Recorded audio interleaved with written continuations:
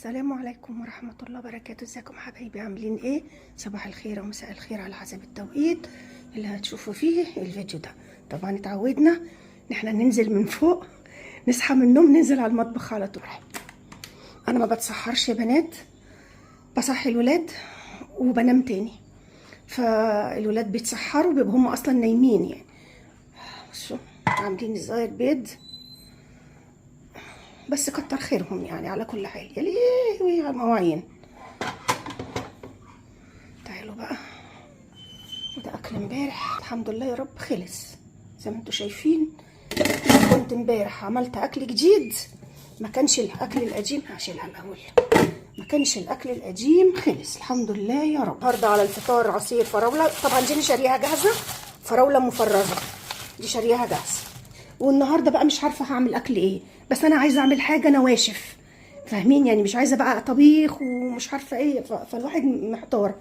فانا بفكر ان عندي خبز، شاريه خبز بس هو خبز ابيض، فانا مش عارفه هينفع ولا لا. فانا بفكر اعمل حواوشي، فقولوا لي رايكم يا بنات. بفكر اعمل حواوشي النهارده وبيتزا، كام بيتزايه كده على كام رغيف حواوشي، كيس لحمه يفك اهو. هسيبه بقى يفك براحته. بسم الله الرحمن الرحيم.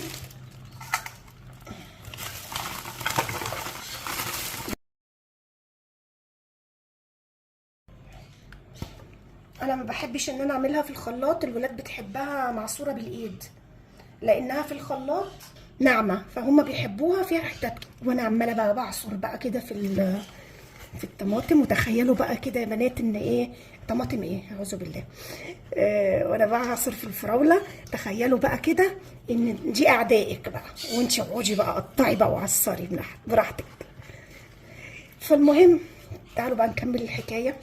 اللهم صل على النبي. احنا وقفنا المره اللي فاتت لحد العربيه بتاعه الخضار ما كانت بتيجي على اطراف القريه، وبقول لاخته هاتي لي معاكي بطاطس.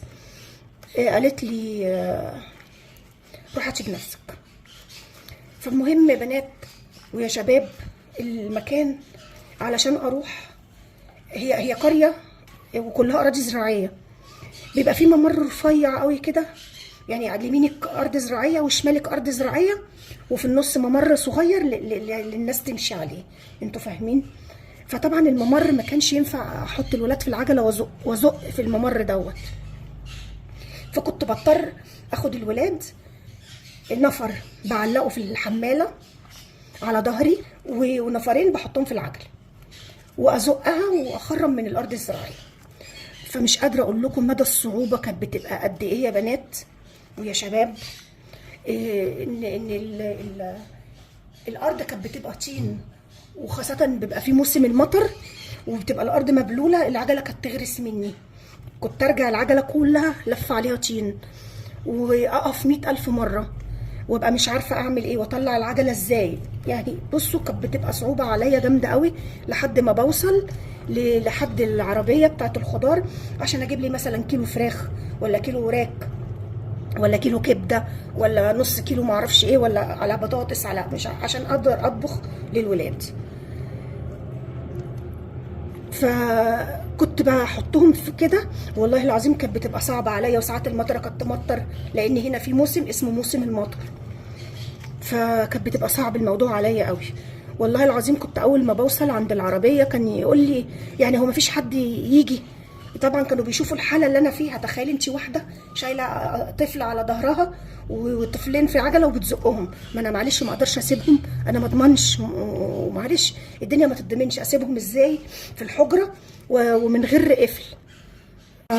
صعب يا بنات. طبعا اعتذر عن المنظر ده، بس بجد الولاد بتحبها كده، حتى انا كمان بحبها كده. مش عارفه، انا سالتهم نحط عليها لبن، هم ما رضيوش، بس انا يعني احبها باللبن اكتر، بس بيقولوا لي لا حطي ميه علشان مش عايزينها تقيله، باللبن بتبقى تقيله، فهحط ميه. ثانيه واحده يا بنات اجيب الميه وارجع لكم تاني. طبعا صعب ان انا اسيب الولاد في لوحدهم، خاصه ان اخواتهم بيبقوا في المدرسه، والعربيه بتيجي كل يوم في ساعه معينه. يعني هتقولي لي مثلا هاتي حاجتك اخر النهار لما اولادك يرجعوا من المدرسه، مش ينفع يا بنات. العربيه بتيجي احط عليها كوبايتين ميه كفايه عشان ما تبقاش ايه يعني، ما تبقاش خفيفه، بس كوبايتين ميه كفايه. ما كانش ينفع اسيب الولاد لوحدهم، ولا ينفع استنى اخواتهم لما يجوا من المدرسه عشان اروح مثلا اشتري الحاجه. ما فيش سوق، قلت لكم على بعد مسافه بعيده من القريه، والعربيه بتيجي كل يوم في ساعه معينه لازم نروح. والله ما رحناش خلاص احنا حرين، ما فيش اليوم ده بقى ما فيش اكل. ف هم بيروحوا بس ما حدش فيهم بيرضى ان هو يجيب لي حاجه. ف الراجل اللي هو بيسوق العربيه او صاحب عربيه الخضار ده كان هو ومراته، كانت العربيه اسمها مودان. ف عارفين يا بنات والله ويا شباب صعبت عليه. بقى قال لي بصي خليكي في مكانك. طبعا بعد مده طويله، ما كل يوم اروح والمطره مطر عليا، العيال برضو بتعيط وبتفرك في العجله، مش عايزين يقعدوا في العجله. فكانت مشكله كبيره قوي بالنسبه لي. صعبت عليه، قال لي طب هقول لك على حاجه، ما تجيش، خليكي قاعده في مكانك واحنا هنغير المكان اللي احنا بنقف فيه. والله العظيم ده حصل. شوفي عندهم رحمه ازاي. هو ومراته قالوا لي خليكي في مكانك، وفعلا غيروا المكان يا بنات ويا شباب. بقوا ييجوا في المكان السكن، عارفين الطرقه الكبيره او المكان الكبير قدام البيت عند حماتي اللي احنا كنا قاعدين فيه في الفيديو الاخير، بقت العربيه تيجي تقف في المكان دوت. فبقى يقف تحت بيت على طول، انزل اجيب اللي انا عايزاه واطبخ اكلي واطبخ حاجتي لعيالي وما احتاجش لاي حد. كذلك كمان بتوع التطعيمات دول كانوا بيجوا في المدرسه في القريه. بتوع التطعيمات بيجوا وبيبعتوا لنا مسجات على الموبايل ان اي حد عنده اطفال في سن تطعيمات، هم بيجوا في يوم معين بيبقوا قايلين لنا عليه، بيبعتوا ايه مسج. ماشي يا بنات ويا شباب عشان محدش يزعل، بيجوا في ميعاد معين في المدرسه وبيبعتوا لنا مسج بالميعاد اللي هم هيجوا فيه. والناس بقى كل اللي عندها طفل او طفله يعني على سن تطعيم، الشهر بقى الشهرين الثلاثه بيروحوا. والله يا بنات برضو كنت بروح المدرسه بصعوبه وبرضو من غير ما حد يساعدني. عشان كده انا في وقت معين قلت لكم انا مربيه عيالي لوحدي، وفي ناس زعلت قالت لك هي بتقول مربيه عيالها لوحدها ازاي، ده جوزها لسه متوفي قريب. يعني ما فيش حاجه اسمها لا، انا مربيهم فعلا لوحدي، بس هو كان بيتعب وبيشقى علشان الرزق. اللي هو عمله واللي انا عملته احنا الاثنين مش اقل من بعض. انا شلت عيالي وهو بصراحه ربنا في فتره بسيطه قدر ان هو نعمل البيت اللي احنا فيه دوت، وحياتنا بقت اتحسنت بقت كويسه. وخلينا يعني نمشي خطوه خطوه، سيبي الموضوع ده بعدين في وقته. فالمهم كان بيبقى صعب عليا ان انا اروح لحد المدرسه عشان اطعم التوائم الثلاثه توأم. فاللي حصل ان برضو نفس الشيء، مكتب الصحه طبعا كان بيبعت دكاتره وممرضات عشان التطعيمات، ما في ممنوع ممرضات، لازم دكاتره ومعاهم ممرضات عشان التطعيم. والله يا بنات ويا شباب برضو نفس الشيء، قالوا لي خليكي في مكانك ما تجيش، وغيروا المكان بتاع المدرسه من المدرسه لبيت حماتي. والله العظيم اقسم بالله ده حصل. بصوا الناس كويسه ازاي. طبعا ده بيبقى صعب، بيبقى عايز موافقه من الصحه لان هم مش بيمشوا بمزاجهم. انا عندي كيلو فول ده انا هعمله طعميه، فهبتدي بقى ان انا افكه واحطه واغسله عشان ايه، هعمله طعميه يا بنات للسحور. غيروا المكان وجم بقوا التطعيمات في بيت حماتي علشان انا ما اتعبش واروح لحد المدرسه بالثلاثه بتوع. والحكومه وافقت سهله قوي لان دول 3 توأم عندهم بقى المنشر الغسيل. بصوا الكميه، هغسلهم وانا واقفه قدامكم هنا وارغي معاكم شويه. عندهم منشر الغسيل، بيبقوا مربطين حبال، ما بيعملوش منشر في البلكونه زي عندنا، بيربطوا في القريه يعني، فاهمين؟ ما كانش عند حماتي ستاند وما كانش عندي انا ستاند ولا عندي امكانيات ان انا اشتري ستاند للغسيل. يبقى يتنقع كده في الميه، وكل مثلا ساعتين ولا حاجه ابدل الميه بتاعته. ما كانش عندي ستاندز، وهي حماتي كانت مربطه حبال، وكانت بتنشر عليها من تحت البيت، فانا كنت اغسل وانشر فيها. والله يا بنات كنت انزل الاقي غسيلي كله مرمي على الارض.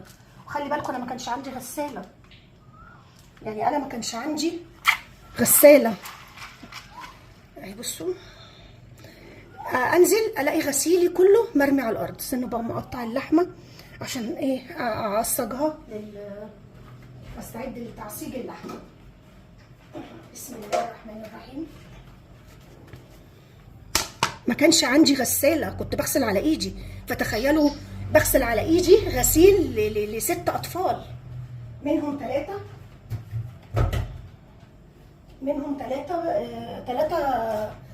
ثلاثة بيرضعوا. بس كمان اللي هي كانت حرماني البس بامبرز، ممنوع البس بامبرز، وممنوع لا ما تلبسهمش بامبرز. بصوا اللحمه المره دي فيها دهون كتير ازاي، ما تلبسهمش بامبرز تاني. كل ما البس حد في العيال بامبرز تطلع تروح مقلعه البامبرز ورمياه بامبرز، وتقول لي ما تلبسهمش بامبرز. وراحت جايبالي قماش، فاكرين بقى يعني احنا بنرجع بالزمن لورا، مش بنتقدم. جايبالي قماش زي عارفين الحفاضات بتاعت زمان، كان قبل البامبرز كده كنا بنعمل قماش ونحطه للاطفال. راحت تجايبالي قماش من ده، كان قديم موجود عندها بتاع حد بقى من الاحفاد، وراحت مديهولي وقالت لي تستخدمي دوت. وراحت نادها لسلفتش قالت لي علميها بيستخدم ازاي. ليهم رابطه معينه يعني مش زي عندنا، ليهم رابطه معينه للقماش. استخدمي ده. طب ده هيسلخ العيال، وانا مش متعوده، العيال مش متعودين ازاي، وبعدين دول 3 حرام. هو كده لو لقيتك جايبه بامبرز هرميه، يلبسوا من ده. قلت يمكن هم عندهم كده، سلو عيلتهم كده. فبقيت ان انا احط الحفاضات ديت. مش قادره اقول لكم والله العظيم يا بنات، ظهري كنت اعتبر لسه والده قريب، يعني كام شهر لسه والده. والله العظيم يا بنات مش قادره اقول لكم، ويا شباب كمان مش قادره اقول لكم كنت بتعب قد ايه. كنت اغسل على ايديا واغسل الحاجات دي. طبعا انتوا عارفين الاطفال بقى الله ينور مش بتلحقي، فتخيلي الله اكبر دول 3. ما كنتش بقعد، والله ما كنت بقعد، كل ساعه والتانيه اخدهم وانزل على تحت احط طبق. ما كانش عندي غساله زي ما قلت لكم، فكنت اقعد ادعك والله. وسبحان الله ما تعرفيش بتاع الاطفال الصغيرين القماش بيبقع. طبعا كلكم عارفين الموضوع دوت. فطبعا ما اقدرش ان انا اعمل بكلور لان هيسلخهم، فكنت افضل ادعك فيهم لما ايديا مش قادره اقول لكم واغلي. اكتشف بقى ان سلايفي الاثنين اللي انا بقول لكم كان عندهم يعني دي جايبه بنت ودي جايبه بنت، بس ايه يعني الفرق بينها وبين عيالي سنه. اكتشف ان هم ملبسين بامبرز. طب اشمعنى؟ طب ما هم لابسين بامبرز، انت جايه عليا انا اللي عندي الله اكبر توأم وجايه تقولي ممنوع البس يعني يلبسوا بامبرز تغير او على الارض وتغسلي. كنت بقوم ظهري ده مش قادره يا بنات، وكنت بقى طبعا لسه والده، ووالده عمليه مش والده طبيعي، فكنت ببقى مش قادره. واصحى انشر الغسيل، مسافه منشره اصحى الاقي الغسيل كله تروح لما رمي على الارض، وهم بيبقى عندهم مطر يقع كله في الطين، وطبعا ارض زراعه تروح رميه على الارض. ابص الاقي الغسيل طينه، والله كنت بعيط. الاقي الغسيل كله رميهولي على الارض. طبعا كنت ما قدرتش اتحمل بقى بصراحه، رحت متصله على جوزي قايله له، قلت له حصل 1 2 3 انا مش قادره، يعني تعبت خلاص بقى مش قادره الاقيها من ايه ولا من ايه ولا من ايه. وبعدين ليه منعاني البس بامبرز؟ طب ما سلايفي ملبسين بامبرز، اشمعنى انا؟ هي عايزه اي حاجه تعذبني، الله اعلم، مش عارفه ليه السبب. ايه السبب؟ عايزه تزهقني فامشي. طبعا قلت اتصلت على جوزي وحكيت له، قلت له حصل 1 2 3 انا مش قادره خلاص تعبت. راح متصل عليها، اتصل عليها قالت له الحبل بتاعي. جوزي الله يرحمه قال لي معلش الاجازه الجايه اتحملي شويه، نطريهم في اي مكان كنت بنطرهم عندي في الاوضه. فلحد ما يجي لما جه بقى في اجازته خدني ورحنا اشترينا حبل، ونزل راح ربطهولي تحت في مكان بعيد عنها تماما، وراح مربطهولي. بسم الله الرحمن الرحيم.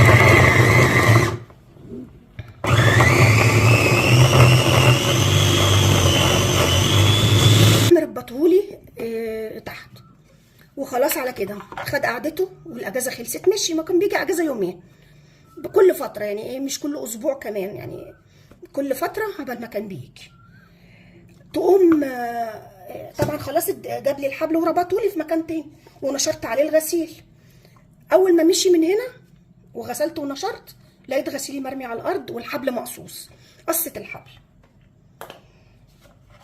طبعا اتصلت على جوزي تاني وقلت له الحقني، ده عملت 1 2 3، لقيت الغسيل بتاعي مرمي على الارض، ورحت بقى مصوره له وبعت له الصوره. قلت له بص المنظر، غسيلي مرمي على الارض والحبل مش موجود. اتصل عليها قال لها لا، قبل ما هو يتصل عليها بعت عيالي يقولوا لها فين الحبل بتاعنا. قالت فين الحبل، مين قص الحبل؟ قالت ده بتاع فلانه، فلانه دي اللي هي اخته، ده بتاع فلانه وهي خدته عايزاه. طب ده بتاعنا مش. فاتصلت على جوزي، المهم راحت برضو قالت له نفس القصه. قال لها ازاي، ده انا اللي شاريه بنفسي، لو ما كنتش شاريه بنفسي كنت يعني كنت يمكن شكيت ان الحبل فعلا بتاع اختي، لكن ده انا اللي شاريه بنفسي. ازاي بتاعها يعني ازاي؟ وبعدين فلنفترض بتاعها، تروحي راميه الغسيل على الارض، حرام عليكي، دي تعبانه وشقيانه فيه.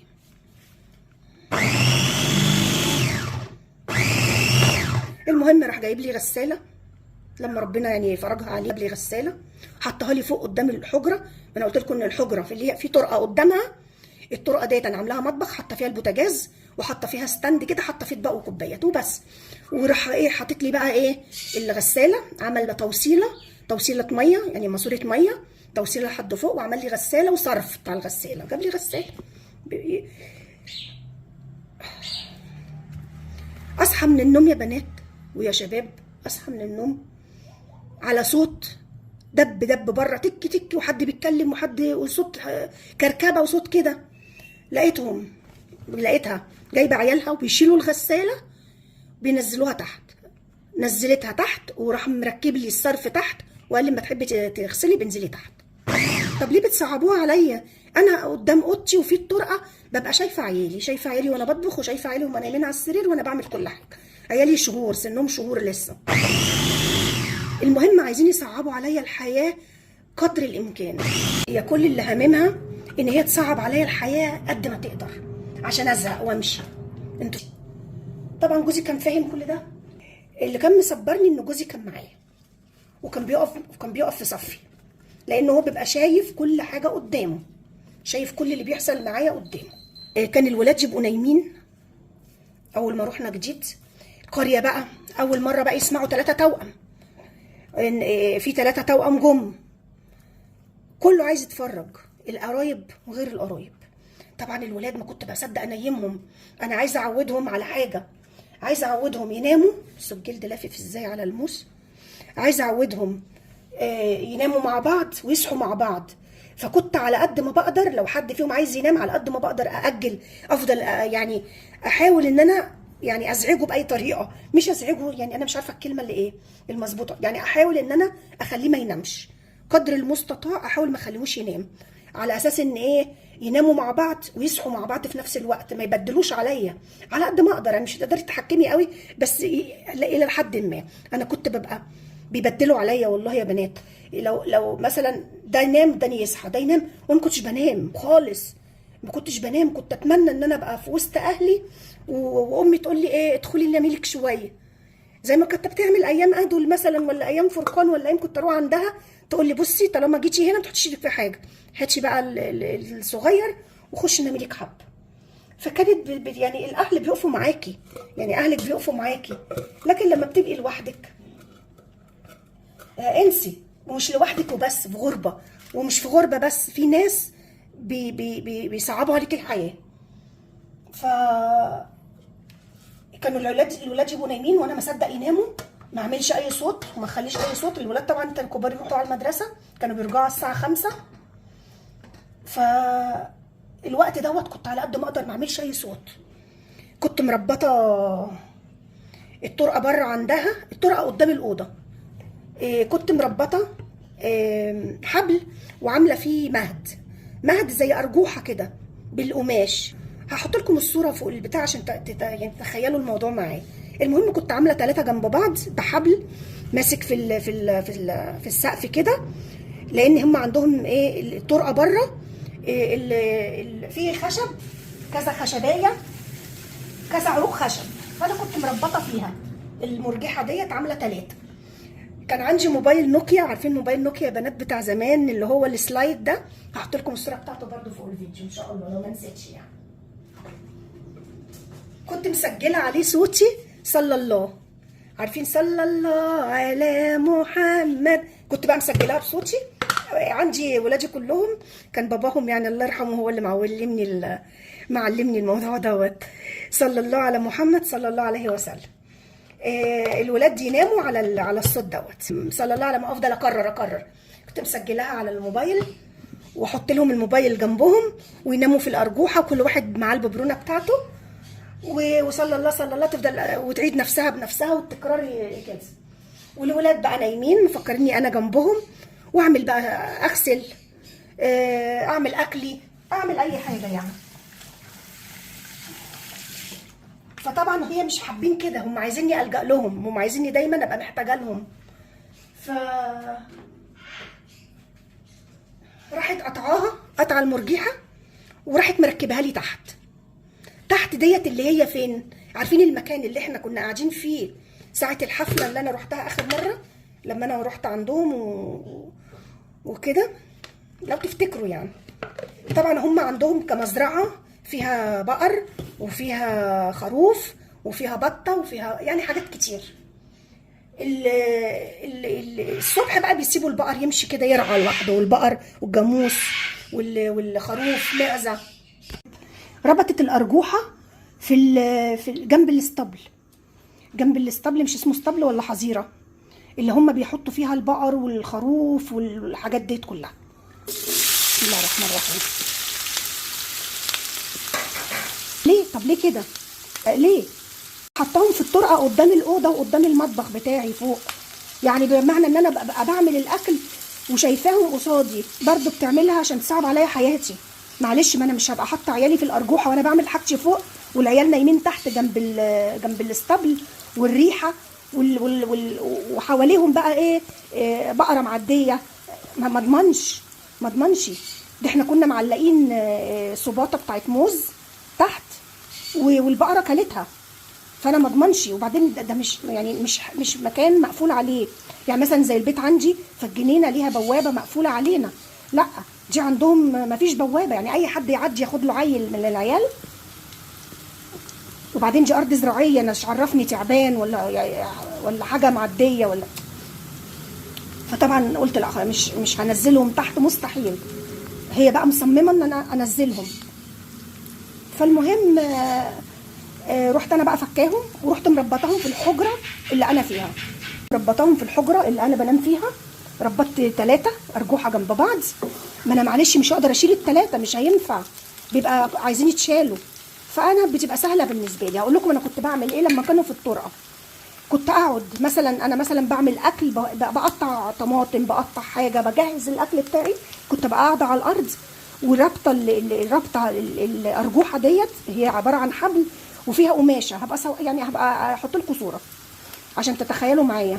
وكنت ابقى رابطه حبل بالارجوحه، والحبل ده رابطه برجلي وانا قاعده على الارض، مثلا بقطع طماطم، بعمل سلطه، بنضف خضار، ورابطه في رجلي وبهز، يعني فاهمين، بهز الارجوحه برجلي عشان العيل ما يصحاش. معلش، ما هي دي الطريقه اللي انا لقيتها ان انا اقدر لوحدي، ان انا يبقى معايا ال3، ممكن ال3 يبقوا صاحيين كلهم عايزين يتشالوا.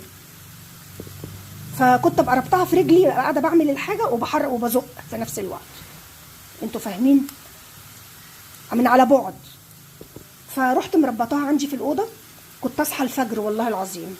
الولاد كانوا بياخدوا معاهم المدرسه، بياخدوا رز، لازم تاخدي معاكي رز في المدرسه، ما ينفعش سندوتشات، هو لازم رز.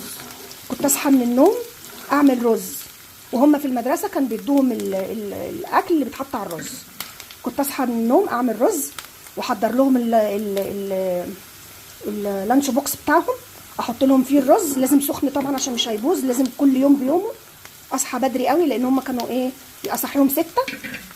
احط انا اصحى بقى قبلهم اعمل الرز عشان يبقى سخن، واحط لهم في اللانش بوكس بتاعهم واكلهم لبسهم وامشيهم على المدرسه، واروح مولعه عامله الاكل.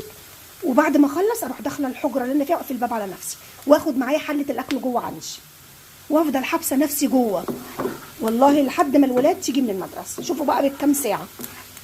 فعملت بقى الارجوحه، عملتها جوه في الاوضه، لان الاوضه كانت ملحق زي ما قلت لكم، وكان السقف بتاعها سقف، وتحت السقف فيه عمدان كده خشب بالطول وبالعرض، كنت مربطه فيها البتاع وكنت عاملاها للولاد. تقوم عشان تنتقم مني تعمل ايه؟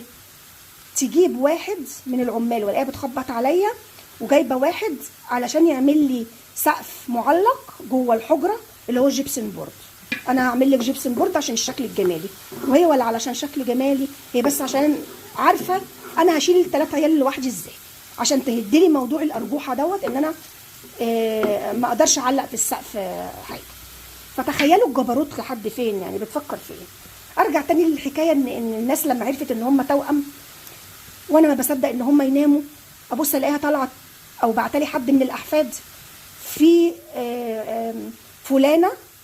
فلانه ديت واحده من الاحفاد، فمثلا نقول مثلا اسمها ايه، نخترع اي اسم، انا مش عايزه اقول اسامي، نخترع مثلا نقول امال مثلا.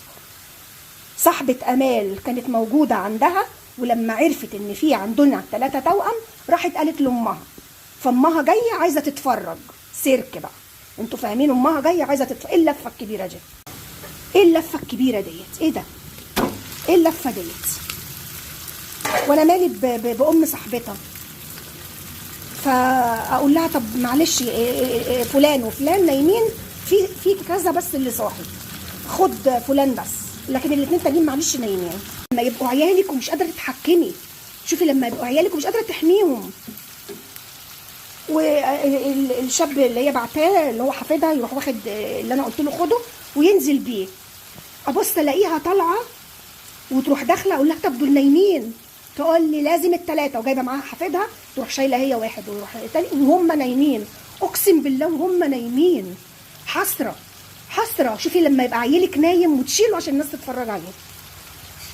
الناس تيجي من البلد كذا حد يجي، تروح قاعده في الطرقه بره قدامي، خرجي العيال، وساعات من غير ما تقول لي تروح داخله شايلاهم من جوه ومرصصاهم جنب بعض، وابص الاقي امي لا اله الا الله بيتفرجوا. عارفين السيرك؟ ببقى متحسره على عيالي. ايه عشان 3 توأم يعني ايه المشكله؟ عشان 3 توأم تحطهم في سيرك؟ حرام عليكي. تروح حطاهم، ما انا ام برضو واخاف من الحسد. ال3 جنب بعض، طبعا الناس اللي جايين باطفال، والاطفال دول شياطين. تبصي تلاقي ايه، كل واحده شالت لها عيل على رجلها، وتلاقي الطفله الصغيره عندها بتاع 4 سنين امها بقى عايزه تفرح بنتها، اقعدي واحط لك واحد منهم على رجلك، يا حول الله، اقعدي واحط لك واحد منهم على رجلك. ايه عايزه واحد مخطط ولا عايزه واحد ابيض في اسود؟ وتروح مقعده البت حاطه لها مبشر على رجلها، والبت تروح شايلاه وقايمه بيه، يروح الواد واقع على دماغه صارخ. اروح انا جايه جري، اروح واخده من ايديها العيل، وهم بقى اصلا ما بتعرفش تشيل، يخرب بيت امكم. انت يعني انا مش عايزه اشتم، يعني انت مش شايفه احفادك بيتعذبوا ولا انت قصداها؟ اروح واخده العيال مدخلاهم اقول لها، يعني اتصل اقول له حرام عليك، عيالك بقوا حقل تجارب، كاننا في سيرك.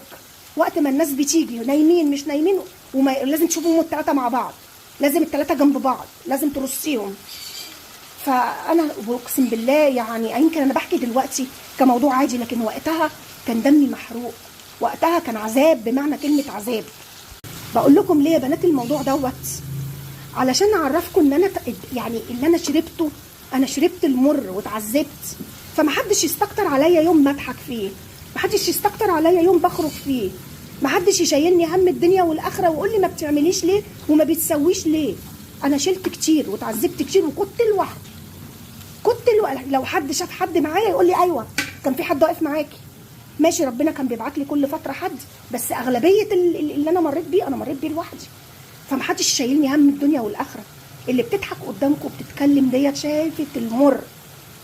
قالي كده لما تبقى ابنك اللي انت تعبانه فيه ومولودين صغيرين قوي قوي، والله كانوا مولودين صغيرين خالص ومناعتهم ضعيفه والى اخره، وتخيلي لما هو سنه شهور ويدوا طفله يشيلوه الطفل عندها 4 سنين ويقع على نافوخه قدامك ويصرخ من كتر الالم والوجع وانت واقفه مش قادره تعملي اي حاجه، ولا قادره تزعقي للي شالته ولا قادره تزعقي للي هي وقعته. تخيلي المنظر. كانت بسمله تعتبر هي اول واحده تمشي في اخواتها. بسمله ما قعدتش، بسمله ما كانتش، ما سحفتش، لا سحفت ولا مش ولا سحفت ولا قعدت، فاهمين؟ مشيت على طول، مشيت على طول. يجي 6 شهور كده وهي عندها 6 شهور راحت ماشيه. كذلك هو اسلام برضو ابني مشي وهو عنده 6 شهور، يسند على حاجه كده ويمشي. بسمله كانت شيطانه وهي صغيره، شيطانه بمعنى كلمه شيطانه، تتشعلق على الباب، تتشعلق على الحديد، تتشعلق على السلم، اي حاجه قدامها تحب تتشعلق. عارفين القرد؟ بالظبط قرد. وكانت صغننه كده وحجمها صغنن وتبصي ما تلاقيهاش، ما تعرفيش راحت فين. فكانت عايزه رقابه 24 ساعه، لدرجه لما كنت بخرج اروح في اي حته اخواتها يقولوا لي والنبي بالله عليكي خدي بسمله بقى، سيبي لنا الكام وشر خدي بسمله. يعني لو مش راقباها ما تعرفيش راحت فين، لازم تراقبيها. كانت بتمشي تسند على الحيطه وتمشي. فازاي بقى؟ اما الولدين ما كنت احط لهم مخدات حواليهم يقعدوا واسندهم بالمخدات عشان يقدروا يقعدوا، فاهميش؟ ما يتقلبوش يعني. وكانوا لسه ازاي بقى؟ اشمعنى بسمله تمشي وهم لا؟ ده يبقى هم يا اما عندك حاجه من الاثنين، هي تقول لي كده، يا اما انت مغذياها اكتر منهم. مغذيها اكتر منهم ايه؟ دول بيرضعوا نفس الرضعه، بيرضعوا نفس الرضعه. معلش ما انا مش جايبه لهم هم حاجه وهي حاجه. يا اما مغذياهم هم اكتر، يا اما عيالك معوقين. كانوا بيجوا عندها في البيت علشان التطعيمات. كانوا الناس بتيجي تتجمع عندها لما كانوا بيسيبوا مكتب الصحه كان بيبعت مسج ان اليوم الفلاني هيجوا بالتطعيمات، فكانت الناس تيجي تتجمع عندها.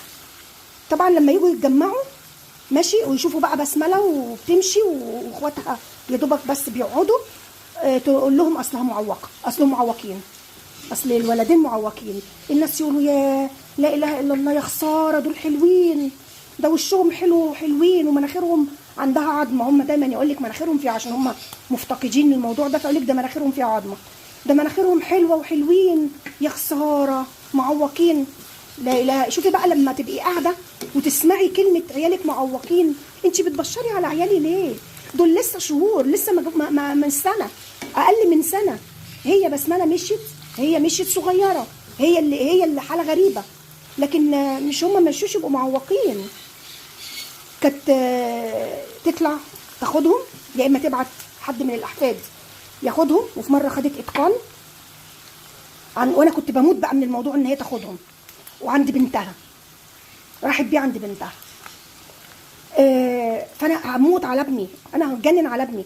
فكنت امشي، انتوا شفتوا الشبابيك بتاعتهم قصيره من الارض ازاي، يعني تبقي ماشيه وشايفه جوه كأن دور ارضي كده مثلا، بس الشباك بيبقى ايه اقصر. فايه قلت اما اروح ابص على ابني. والله العظيم يا بنات انا معديه جنب الشباك كده، بمشي على طراطيف صوابعي وببص من الشيش بتاع الشباك عليهم جوه، لقيتها ماسكه، هي معتقده ان عيالي معوقين، لقيتها ماسكه رجل ابني. انا مش عارفه هي بتعمل في رجله ايه، الرجل طقت في ايديها. الواد صرخ صرخه مش قادره اقول لكم، صرخ صرخه طلعت من قلبي، الصرخه طلعت من قلبي. ولقيت بنتها بتقول لها بس بس بس ده بيصرخ لحسن امه تسمعه، كفايه كفايه كفايه سيبيه لحسن امه تسمع، كفايه سيبيه لحسن امه تسمع. وهي مش عارفه بتعمل ايه في ابني، مش عارفه بتعمل ايه في رجل ابني. تخرج تروح في اي مكان ترجع تقول لي ايه ده، انا رحت في الحته الفلانيه وشفت هناك شاب زي القمر بس معوق زي عيالك كده. الدنيا عقلكم، الدنيا عقلكم بقى. اما اسمع الجمله ديت منها اقول ايه؟ اقول ايه؟ العيال خدوا وقتهم، وبعدين دول توأم، خدوا وقتهم ومشيوا عند سنه ادول ابني مشي سنه و10 ايام، اسلام مشي 6 شهور. انتوا فاهمين؟ الاطفال مش زي بعضها. بسمله مشيت 6 شهور زي اسلام، التوائم مشوا سنه و15 يوم زي ادول. الاطفال مش زي بعض. وبعدين دول توأم، معلش دول توأم، مش هتقارنيهم بشخص عادي. التوأم مقسمين الفيتامين اللي كان في جسمي كان متقسم عليهم. وبعدين هم طبيعيين. بسمله اللي مش طبيعيه مشي 6 شهور مش طبيعي، لكن هم التانيين مشوا سنه وشويه يعني معقول. فرقان مشي 9 شهور، فاهمين؟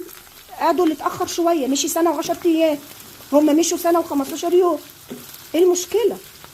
ليه تفولي على عيالي؟ كل ما تروح مكان والناس كلها، كانوا الناس يجوا عندنا بعد ما الولاد كبروا، كان يعني كبروا مثلا سن مثلا 5 سنين 6 سنين كده، كان الناس تيجي يشوفوهم يقولوا لي طب ما فين ابنك المعوق؟ انهي واحد فيهم اللي كان معوق؟ يخرب بيت امكم. حسبي الله ونعم الوكيل. مع احترامي لاي حد عنده اي ظروف صحيه، مع احترامي، لكن انا بتكلم في انها بتفول على العيال، بتبشر عليهم، وفي نفس الوقت لسه بدري. انت ليه يعني ليه بتقدمي البلا؟ ليه قدمي المشيئه مش قدمي البلا؟ فانا مع احترامي لاي حد عنده اي ظروف صحيه على راسي، بس انا بتكلم على الوضع اللي انا شفته والظروف اللي انا عشتها. تعرفوا ان 90% من اللي انا حكيته لكم دول، اللي انا حكيته لكم اول مره اهلي يسمعوه، زيكم كده بالظبط، زي ما انتوا اول مره تسمعوه. قعدت هنا المده عمر تاني، كل العمر اللي انا قعدته هنا في تايلاند، واهلي ما يعرفوش المواضيع دي نهائي، ما يعرفوش حاجه عن كل اللي حصل دوت. تعالوا بقى نشيل اللي كركب.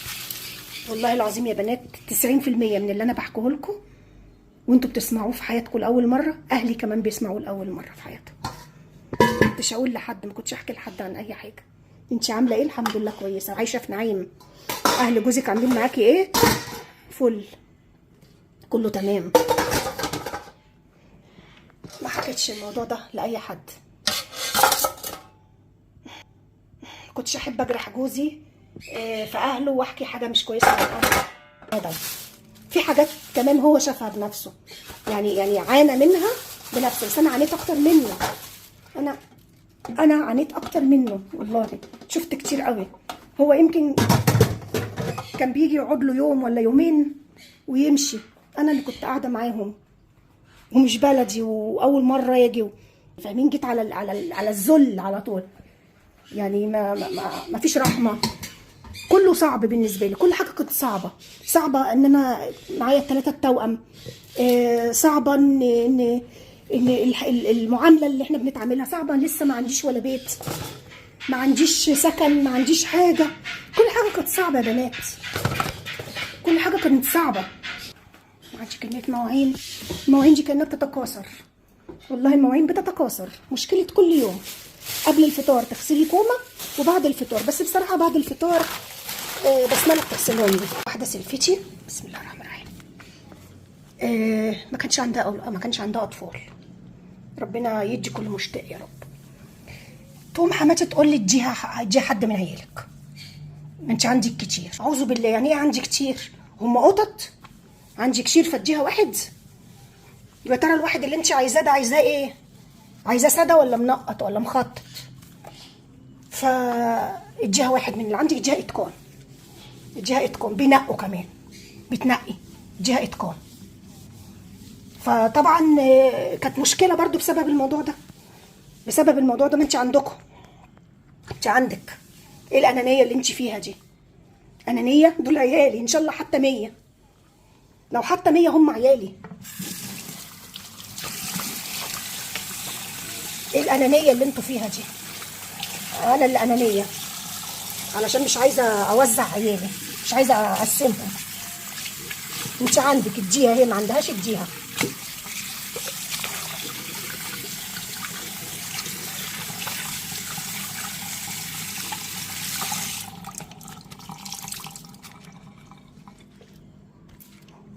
اتطردنا بقى من هناك. قبل ما اقول لكم على موضوع الطرد ده، كانت يعني ما يحللهاش ان هي تذل فيا لا قدام الناس. لما يجوا عندها ناس تيجي ما عندها ناس جايين يزوروها مثلا، تروح ناديهالي، تدلق بقى ميه على الارض، تدلق اي حاجه، اي حاجه على الارض، وتندهلي تقولي تعالي امسحيها على الارض، امسحيها. طب معلش، طب قدام الناس كده اقعد على رفيسي في الارض وامسح لك وامسح اللي وقع؟ عيب عليكي، عيب عليكي. وانا اللي موقعاه؟ هتقولي لي معلش حماتك وست كبيره اعملي. لا معلش، في فرق، في فرق اما انا اجي اعملها بنفسي، او هي مثلا تندهلي باسلوب كويس، وفي فرق اما تيجي بتنده باوامر، بامر. فلا لا، في فرق، في فرق يا بنات.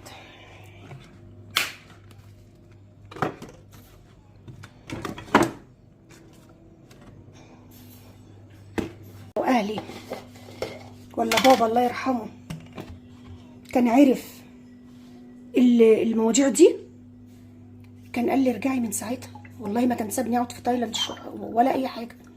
وانا زي ما قلت لكم، لولا ان جوزي الله يرحمه كان معايا وفي صفي، ما كنتش هتحمل، وكنت هرد عليهم، وكنت اعمل كل حاجه.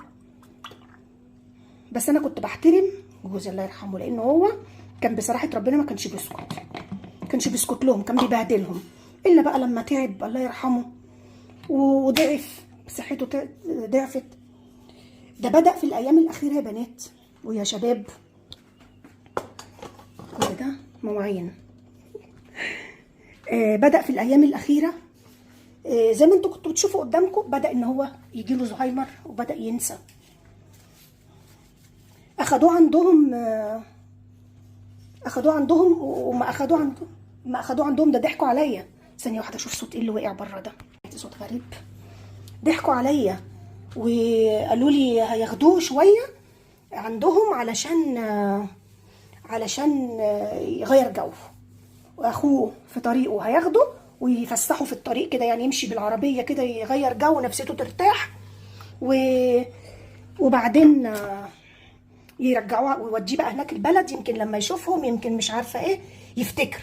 لان هو بدأ ينسى، بدأ مثلا نبقى ياخد العلاج يا بنات، اديله العلاج، بعدها مفيش 5 دقايق، الاول كان كيس العلاج بيبقى جنبه، فاهمين؟ ياخد، بدأ ان هو ياخد وينسى ان هو خد، فياخد تاني، وينسى ان هو خد فياخد تاني، فبقيت اخبي منه كيس العلاج، بقيت اخبيه، بقيت اديله ايه انا بنفسي.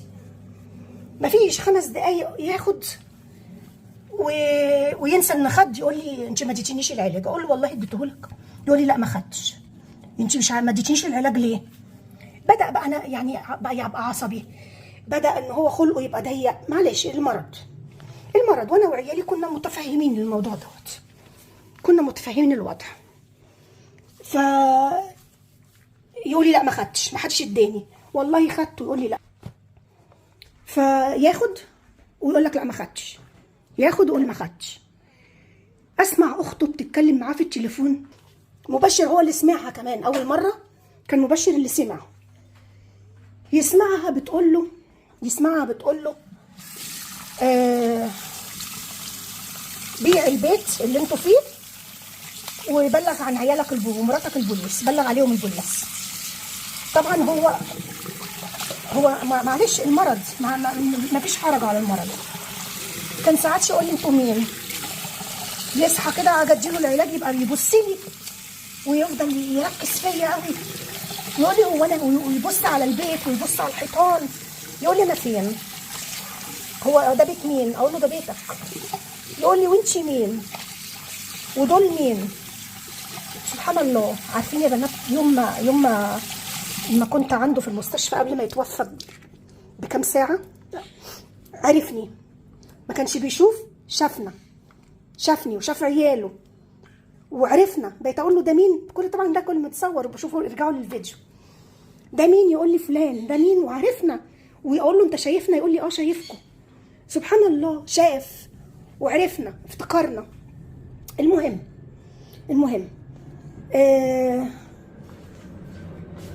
كانوا يسمموا تفكيره، يفضلوا يقولوا ان احنا كنا ناس شريرين، ناس مش كويسين، وكنا بنعامله مش كويس، وان احنا بيدخلوا في دماغه. طبعا انا لما عرفت كده قلت لا، مش هوديه عندهم تاني خالص، هيعملوا له غسيل مخ. نحكي لكم بقى الموضوع بتاع ده. الفيديو اللي جاي يا بنات عشان كده كشير عليكم، انا متاسفه جدا جدا، بعتذر لكم. انتوا عارفين ان انا فيديوهاتي دايما 8 دقائق 9 دقائق 10 دقائق بالكتير. حتى ناس كتير كانوا يقولوا لي يا ام ادل طولي الفيديو قصير. ما بحبش الفيديوهات طويله لاني عارفه ان انتوا عندكم نظام باقه، معلش كل واحد عنده اللي مكفيه. فزي ما تتفرجي عندي برضو محتاجه تتفرجي لك على مسلسل، على فيلم، حاجه كوميديه. فمش انا بس يعني اللي هتدخلي تتفرجي عندي، فعشان كده بقصر الفيديوهات. بس في رمضان بصراحه مع الاكل واللي بيحصل الفيديو بيطول قوي انا عارفه، فمعلش سامحوني. طول شهر رمضان هعمل لنفسي بقى يا بنات رغيف حواوشي. طبعا الخبز ابيض زي ما قلت لكم، اكله لوحدي لان الولاد النهارده هيرجعوا متاخرين شويه، هيرجعوا بعد الفطار، يمكن يرجعوا الساعه 7. طبعا دلوقتي الساعه 6 وداخله على ربع، الولاد لسه ما جوش. الفطار هيكون على 6:25. ما اعتقدش ان هم هيلحقوا يجوا، في الجامعه عندهم امتحانات، خلصوا الساعه 5، فما اعتقدش ان هم هيلحقوا يرجعوا. فهفطر النهارده يا بنات لوحدي، اول مره من سنين افطر لوحدي، فالموضوع بجد مش حلو خالص. ما حطيتش اي حاجه على السفره، عملت لنفسي رغيف حواوشي وقلت اكله بس ماليش نفس. شكلي كده هستنى الولاد لحد ما يجوا وافطر معاهم، هيبقى احسن لي يعني. كل سنه وانتم طيبين، صوما مقبولا وافطارا شهيا، والسلام عليكم ورحمه الله وبركاته.